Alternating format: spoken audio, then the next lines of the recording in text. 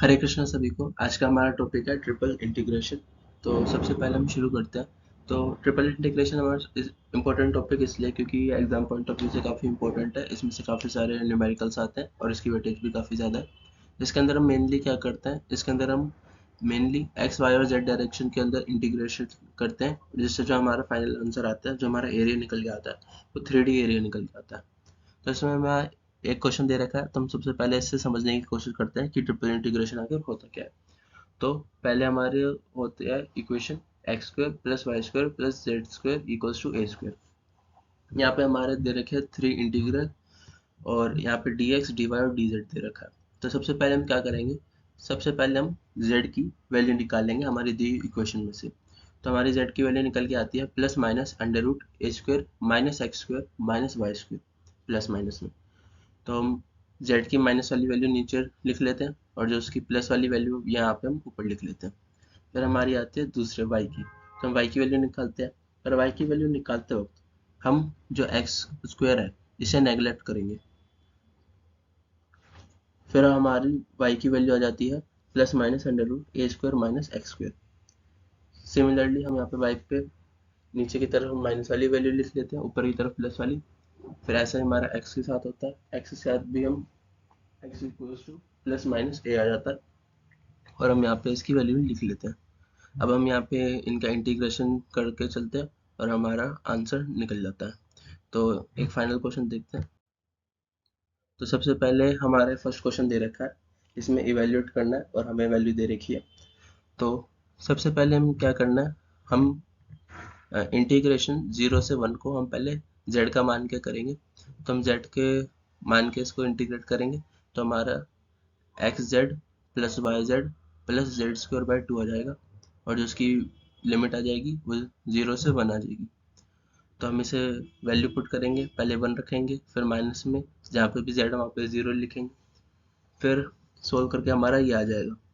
फिर इसके बाद हम इसे दोबारा इंटीग्रेट करेंगे, दोबारा इंटीग्रेट करके y के साथ हमारा ये आ जाएगा x y plus y square by 2 plus y by 2।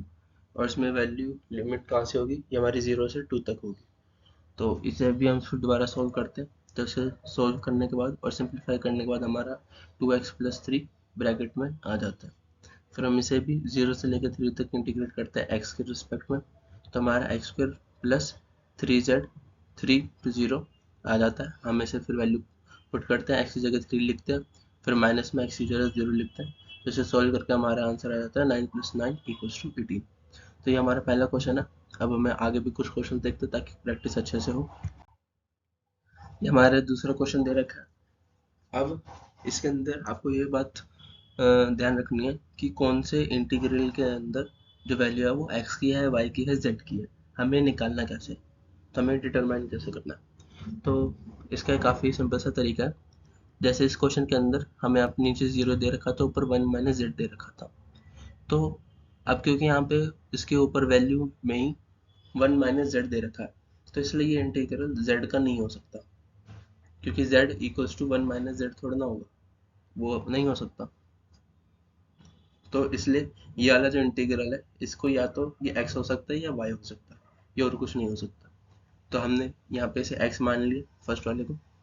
फिर हमारा दूसरा वाला है, दूसरे वाले में यहाँ पे नीचे वाई स्क्वायर दे रखा है, ऊपर 1 दे रखा है। अगर वाई स्क्वायर दे रखा है तो ऑब्वियसली ये y तो हो नहीं सकता और x हमने पहले ले लिया है, तो इसका मतलब ये z हो जाएगा ऑटोमेटिकली। और यहाँ पे हमने x और z ले लिया है, तो इसलिए जो हमारा फाइनल होगा ये y की वैल्यू हो जाएगी। तो इससे हमने ये निकाल लिया। तो मेन बात जो आपको ध्यान रखनी है वो यही रखनी है कि इंटीग्रल के अंदर जो भी वैल्यू है वो उसके इक्वल नहीं हो सकती, क्योंकि यहाँ पे y है तो ये y के अलावा इक्वल नहीं हो सकता।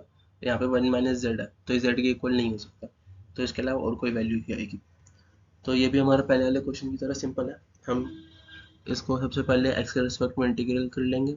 इंटीग्रल करके हमारी ये वैल्यू हो जाएगी z minus Z square bracket में डी एक्स डी वाई। फिर हम इसमें इसे दोबारा इंटीग्रल करेंगे 1 से लेके वाई स्क्वायर के उसमें, तो ये हमारी वैल्यू आ जाएगी। फिर इसके हम और आगे एक्सटेंड करेंगे, आगे एक्सटेंड करके हमारी ये वैल्यू आ जाएगी। हम वैल्यू पुट करेंगे जो हमारे पहले वाले पार्ट में थी, फिर हमारी एक्स और वाई में आ गया, फिर हमें इन्हें सिंप्लीफाई करना है, सिंप्लीफाई करके हमारी ये आ जाती है।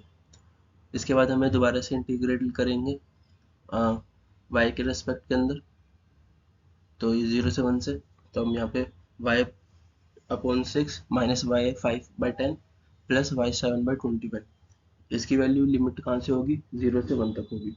तो इससे हम सोल्व करते हैं, वैल्यू पुट करते हैं, वाई की जगह 1 रखते हैं, फिर माइनस में वाई की जगह 0 लिखते हैं, फिर हम इसे सोल्व करते हैं, तो हमारा आ जाता है 24/210।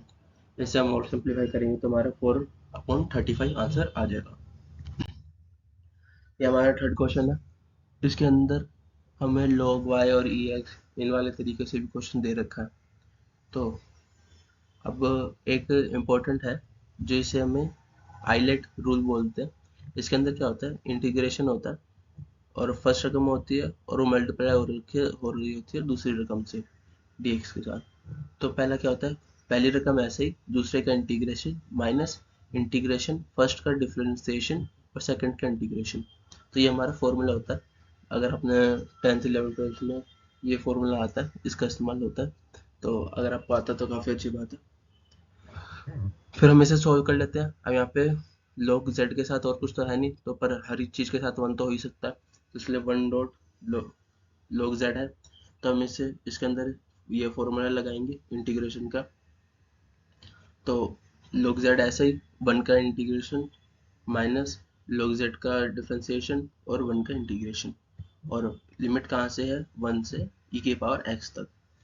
तो इसे ही हम फिर से सिंप्लीफाई करते हैं, सिंप्लीफाई करके हमारी ये वैल्यू हो जाती है z log z minus z limitation 1 से e⁻x तक। फिर हम इसे और सिंप्लीफाई करते हैं, हम e⁻x लगाते हैं z की जगह, फिर उसके बाद माइनस में 1 भी लगाते हैं, तो इसे सॉल्व करके हमारी ये वाली वैल्यू हो जाती है। तो हमारा फाइनल क्या आ जाता है, इसे सिंप्लीफाई करके x माइनस 1 ब्रैकेट में e⁻x प्लस 1 ब्रैकेट क्लोज। फिर हम इसे दोबारा इंटीग्रल करते हैं, फिर हम इसे जब दोबारा इंटीग्रल करते हैं तो हमारी ये वाली वैल्यू आ जाती है। इसमें इसकी लिमिटेशन 0 से log y की तरफ होती है।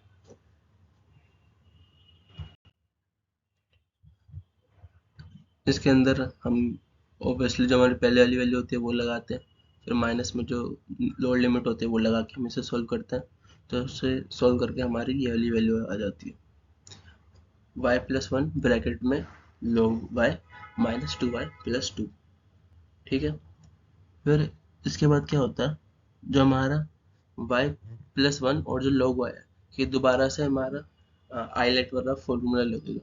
तो हम इनके अंदर दोबारा से फॉर्मूला लगाते हैं अपने इंटीग्रेशन का, फर्स्ट रकम ऐसे ही, दूसरे का इंटीग्रेशन माइनस फर्स्ट का डिफरेंशिएशन इंटीग्रेशन ऑफ सेकंड, और ये पहले वाली जो चीज़ है ये वैसी ही रहती है, इसका नॉर्मल y के रिस्पेक्ट में इंटीग्रल हो जाता है जो हमें वैल्यू दे रखी है। फिर हम इसे और सिंप्लीफाई करते हैं, जो हमें ऊपर वैल्यू दे रखी होती है, फिर हमें इसे सिंप्लीफाई कर करके हमारी ये वाली वैल्यू आ जाती है।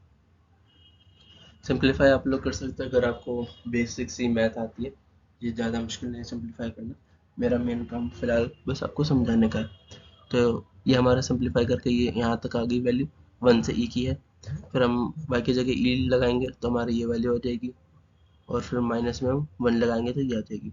तो प्लस वन और माइनस यहाँ से कट जाएगा, ये माइनस ई और प्लस यहाँ से कट जाएगा, फिर हम ई स्क्वायर कॉमन ले लेंगे तो हमारी ये वाली वैल्यू आ जाएगी न्यूमेरिकल, फिर ई स्क्वायर प्लस 1/4। इसे और सिंप्लीफाई करेंगे तो जो हमारा फाइनल आंसर आ जाएगा इस क्वेश्चन के लिए वो होगा -3 e² upon 4 plus 2e plus 1/4। तो ये हमारा था थर्ड क्वेश्चन। तो आज की वीडियो के लिए हमारे लिए इतना ही था। हरे कृष्णा।